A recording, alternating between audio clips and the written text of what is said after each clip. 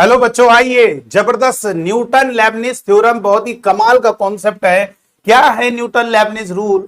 और ये आप बच्चों को बता दें, अगर आप देख रहे हैं तो ये जरा ध्यान दीजिएगा, ये जेई मेन एडवांस के लिए बहुत इंपॉर्टेंट है। और इसको कहां पे यूज किया जाता है ये भी हम आपको बताएंगे। और क्या है पहले ये तो समझो। न्यूटन लेबनिज थ्योरम आपको ये बस इतना बता दें, लिमिट के क्वेश्चन में डिफरेंशिएट करना होता है 0/0 फॉर्म, तो वहां पर थोड़ा परेशानी होती है। तो आइए क्या है इसको पहले बेसिक से समझते हैं। क्या है न्यूटन लेबनिज थ्योरम? देखिए, सबसे पहले मेरे बच्चों ये ध्यान रखिएगा, यहां पर आपको अगर मैंने नीचे लिखा है 1, ऊपर 2 लिखा है, x³ + 2 डिवाइड में x-2, और इसको डिफरेंशिएट करने की बात कर रहा है dx।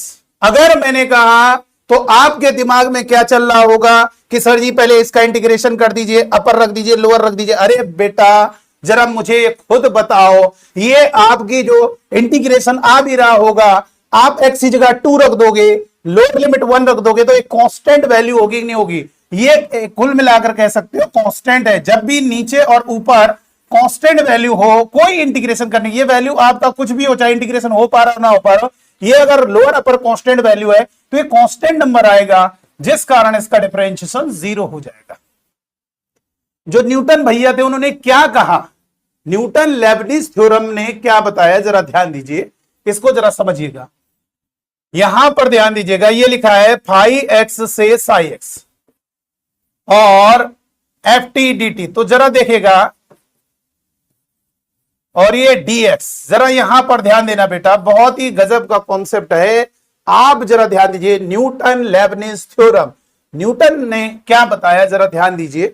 यहां पर क्या है कि ये आपका ft dt है, इसको इंटीग्रेट करना है। तो बेटा अगर बेसिक देखा जाए तो क्या करोगे, आप इसका इंटीग्रेशन करोगे, फिर अपर लिमिट रखो x के टर्म में, भाई इंटीग्रेशन करोगे t के टर्म में आएगा, अपर लिमिट रखो x के टर्म में, लोअर लिमिट x के, पूरा कुल मिलाकर आंसर आपका x के टर्म में आएगा। और उसको डिफरेंशिएट कर सकते हो। अब कांस्टेंट नहीं होगा, वेरिएबल होगा, तो उसको डिफरेंशिएट किया जा सकता है।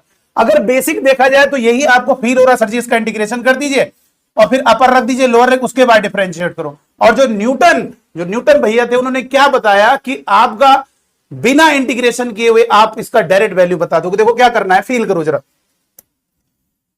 बच्चों, जरा ध्यान दीजिएगा, बहुत ही कमाल का कॉन्सेप्ट है, इसको जरा फील करना होगा। यहां पर क्या करना है, आपको क्या करना है, इसकी वैल्यू इक्वल टू बता रहे, जो ऊपर लिखा है ये अपर लिमिट है और ये लोअर लिमिट है, तो जो ऊपर लिखा हुआ है उसका डिफरेंशिएशन करेंगे फाई डैश एक्स, डैश मतलब उसका डिफरेंशियल, और जो ये ऊपर लिखा है ये जो फंक्शन है, यानी जो टी के टर्म है, इसमें उस टी की जगह पुट कर दोगे, ये नहीं उस फंक्शन में इसको टी की जगह पुट कर दोगे। तो एफ ऑफ कितना होगा बेटा, साई एक्स, फिर ऑलवेज माइनस, हमेशा ऑलवेज माइनस लगाना है। फिर क्या करोगे, इसका डिफरेंशिएशन यानी अपर लिमिट का डिफरेंशिएशन, और उस अपर लिमिट को उस फंक्शन में टी की जगह पुट कर दोगे एज इट इज, जहां जहां टी होगा। फिर उसके बाद नीचे वाले का डिफरेंशिएशन करोगे और उस नीचे वाले वैल्यू को टी की जगह पुट कर दोगे, एफ ऑफ फाई एक्स, इस तरीके से। ठीक है, यही हमारा न्यूटन लेबनिज रूल है। बहुत ध्यान से देखिएगा, जब मैंने, अगर आप जेईई मेन जेईई एडवांस की तैयारी कर रहे हैं तो इस पूरे लेक्चर को लास्ट तक देखिएगा, कहां यूज होता है। बहुत अच्छे अच्छे क्वेश्चन हम आगे भी चलकर बताएंगे। चलिए, अब हमने कहा कि भाई एक एग्जाम्पल दिया, x से x² cos t dt, feel करना बेटा, और मुझे इसका डिफरेंशिएशन करना है। जरा समझो बेटा, इसका डिफरेंशिएशन करना है। तो हमने क्या किया, पहले बेसिक से चलते हैं। बेसिक के कॉन्सेप्ट ये कह रहा है कि भैया हम नहीं न्यूटन का जो रूल है वो लगाना चाहते हैं। बेसिक ये है, cos t का इंटीग्रेशन वो हमारा sin t होगा, lower limit x, upper limit x²। सबसे पहले अपर लिमिट रखोगे, ये x² अपर लिमिट रखोगे, तो ये मेरे बच्चों sin x² हो जाएगा, माइनस लोअर लिमिट पुट करोगे sin x, यानी ये जो अंदर वाला पार्ट है वो मेरा क्लियर हो गया। ये अब हम इसकी जगह रख देंगे इस वैल्यू को और डिफरेंशिएट कर देंगे। तो d/dx of sin x² minus का sin x क्या होगा बोलो, इसको डिफरेंशिएट करना है। sin x, sin के आगे x नहीं है, उसे x की तरह समझा जाए, चेन रूल से किया जाएगा। sin x का हो जाएगा cos x, फिर इनटू में जिसको x समझा उसका डिफरेंशिएशन 2x, फिर माइनस साइन x का डिफरेंशिएशन cos x।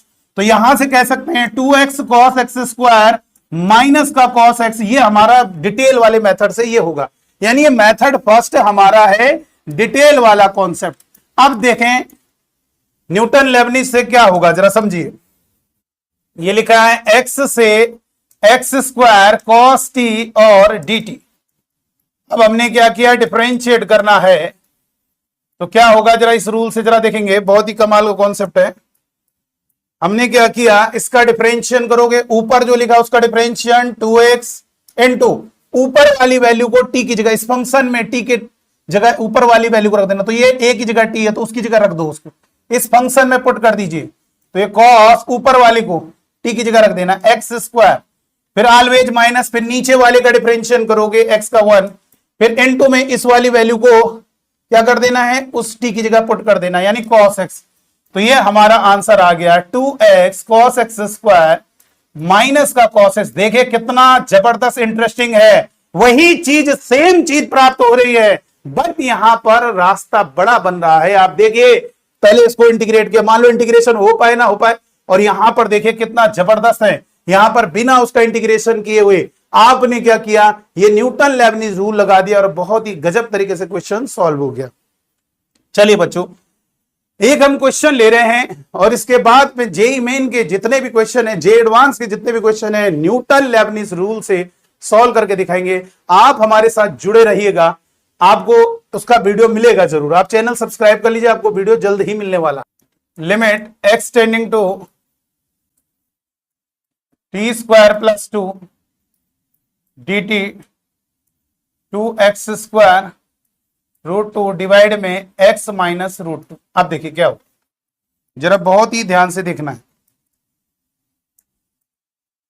अगर आप क्या करेंगे, √2 रखेंगे तो √2 का स्क्वायर 2 हो जाएगा, और आपको मालूम होना चाहिए इंटीग्रेशन में, डेफिनेट इंटीग्रेशन में जब ये दोनों चीजें इक्वल होंगी तो वैल्यू 0 होगी। जैसे नहीं है डिस्प्लेसमेंट, कोई चीज जहां पे है वहीं पर है तो कितना चला है 0, तो वैसे ही समझ लीजिएगा ये अगर लोअर अपर अगर सेम है तो वैल्यू 0 हो जाती है। ठीक है, नीचे √2 रखोगे तो ये 0/0 बनेगा। तो यहां पर हम लॉपिटल रूल लगाएंगे। देखिए एल हॉस्पिटल रूल क्या होता है, ठीक है, ये ध्यान रखिएगा। यहां पर H और S आपका साइलेंट की तरह है, लॉपिटल, कुछ लोग एल हॉस्पिटल भी बोल देते हैं, कोई दिक्कत नहीं। लॉपिटल रूल लगेगा तो लॉपिटल रूल में क्या होता है जरा समझिएगा। यहां पर मेरे बच्चों जरा समझिएगा, एल हॉस्पिटल बोलो चाहे लॉपिटल बोलो कोई दिक्कत नहीं, हमें उससे कोई मतलब नहीं, बस आपको कॉन्सेप्ट मालूम होना चाहिए क्या होता है 0/0, क्या होता है, क्या फंडा होता है, क्या लगता है आपका। जब भी न्यूमरेटर में 0, ये न्यूमरेटर क्यों 0 हुआ, आप √2 रख रहे हो तो √2 का स्क्वायर आपका 2 हो गया, लोअर अपर सेम, तो ये वैल्यू पूरी 0 हो गई, और नीचे √2 मैंने नीचे 0/0, तो इसको डिफरेंशिएट करें। अब देखो क्या मजा है भैया, नीचे वाला तो डिफरेंशिएट इसका 0 हो गया, इसका 1 हो गया, अब ऊपर वाले में फंस रहा मामला, इसको डिफरेंशिएट सर जी, पहले इंटीग्रेशन, कुछ नहीं करना, ये आप न्यूटन लेबनिज रूल लगाए, इसीलिए बनाया न्यूटन लेबनिज।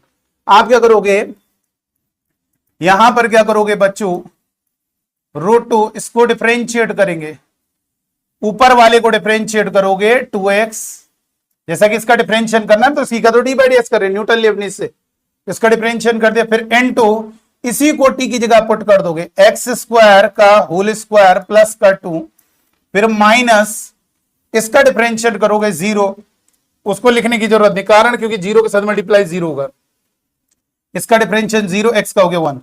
अब x की जगह √2 रखोगे तो 2√2, और यहां पर क्या हो जाएगा, √2 का स्क्वायर 2 हो गया, 2 का स्क्वायर 4 हो गया, प्लस का 2।